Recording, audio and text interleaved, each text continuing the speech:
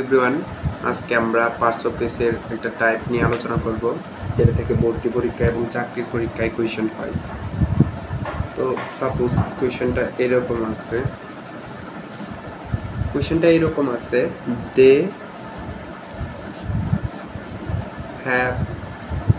Have a dash baby। তো আমি অপশনগুলা লিখে নিলাম।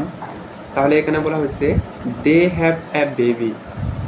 তো অপশনগুলোতে 4 মান্থ মানে 4 মাসের একটা তাদের একটা 4 মাসের একটা বেবি আছে এরকম। তো আমাদেরকে বুঝতে হবে যে আমরা অ্যাডজেক্টিভের ডেফিনেশন করছি।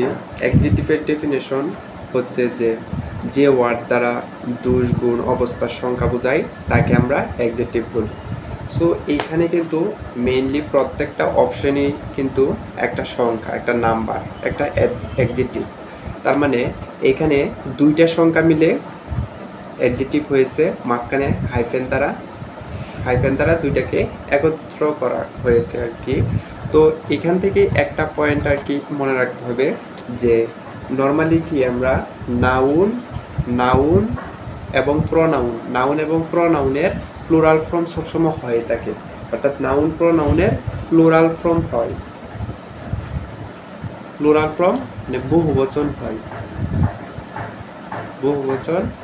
বহুবচন হয়, কিন্তু অ্যাডজেক্টিভের বহুবচন হয় না, অ্যাডজেক্টিভের প্লুরাল হয় না। তাহলে যেহেতু এই অপশনগুলা অ্যাডজেক্টিভ, কারণ এটা একটা নাম্বার, তাহলে অ্যাডজেক্টিভের বহুবচন বা প্লুরাল হয় না। তাহলে এখানে কিন্তু অ্যাডজেক্টিভের প্লুরাল আছে, তো হাইফেন দ্বারা দুইটা আর কি আইডেন্টিফাই করা আছে।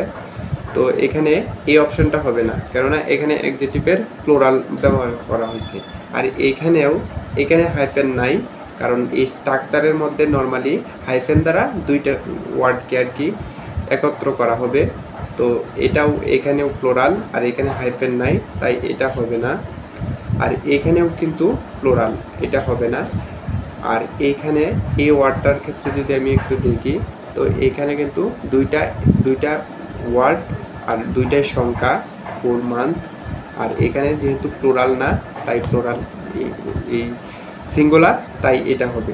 তাহলে মূল মেসেজটা হচ্ছে যে অ্যাডজেক্টিভের ক্ষেত্রে বহুবচন বা প্লুরাল হয় না। তাহলে এটা আমরা এখানে বসাই দেবো। Concept clear?